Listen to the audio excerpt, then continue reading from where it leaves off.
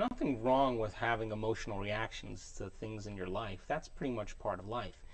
It's the repetition of those that keep the body out of balance. Now, your body is your unconscious mind. It does not know the difference between a stressor in your environment that produces a reaction and the thoughts that you think, that produce the same physiological response. To the body, it thinks it's in the same experience over and over again.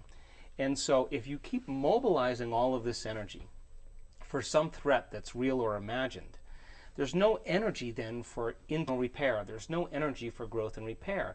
And so if two cancer cells get together and they want to start a family or community, all of the troops are fighting a war in the external environment. There's no energy for growth and repair in the internal environment. And whether it's heart disease, whether it's immune-mediated conditions, whether it's muscle pain, whether it's digestive disturbances, whether it's memory problems, infertility, it's all created by those hormones of stress, because as the body is living in that emergency mode, there's no real need for long-term building projects. So there's no downtime for repair. There's no time for relaxation in that environment, in that constant state of stress. Exactly, and if you think about it, just in terms of the amount of energy that we have available, it's an interesting phenomenon, because those chemicals of stress are highly addictive. They give us a rush of energy. Are they? Oh, and yes. we begin to associate the problems and the conditions in our life with feeling alive. So we begin to subconsciously keep the problems, the bad relationships, the bad jobs,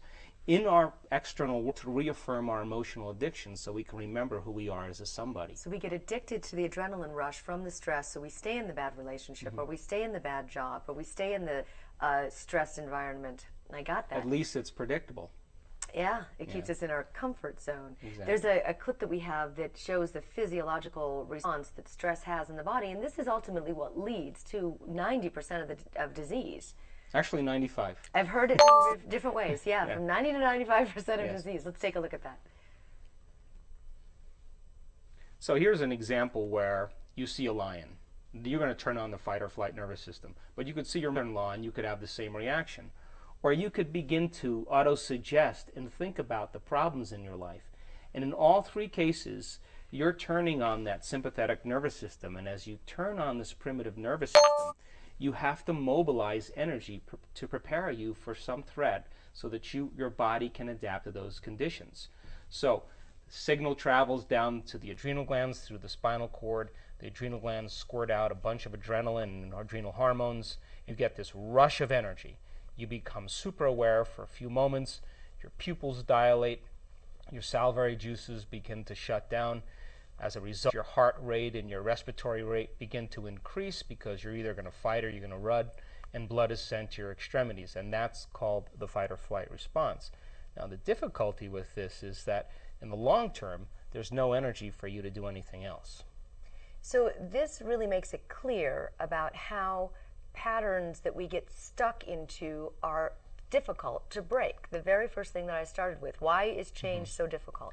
Yeah, because the moment you, let's say, as an example, that you have been caught in this cycle of thinking and feeling and feeling and thinking like a victim or suffering, because you had an experience 20 years ago. And after that experience, you have an event in your life that produces an emotional reaction. Now, what most people don't know is that when you have an emotional reaction, there's a refractory period of chemicals that are created that are connected to that experience. As a matter of fact, feelings and emotions are the end product of past experiences.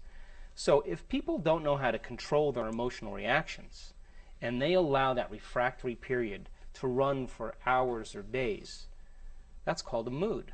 So what's wrong with you? Well, I'm in a mood. Well, why are you in a mood? Well, this thing happened to me 5 days ago, and I'm memorizing my emotional reaction. Now, if you keep that same refractory period going for weeks or months, that's called a temperament. So you say, why is he so angry? And you say, why are you so angry? He says, well, this thing happened to me 11 months ago. Same refractory period that's going on and on. Now, if you keep it going for years on end, that's called a personality trait. So by very definition, our personality is completely connected to our past. And if we live by the same emotions every single day, and those emotions are driving our thoughts, we're literally thinking in the past. And every time we recall that event from the past, we produce the same chemistry in the brain and the body as if the event was happening. Now, if you keep circulating the same chemicals, you're going to condition your body to memorize that emotion better than your conscious mind. Now, let's suppose the person has a moment of illumination and they say,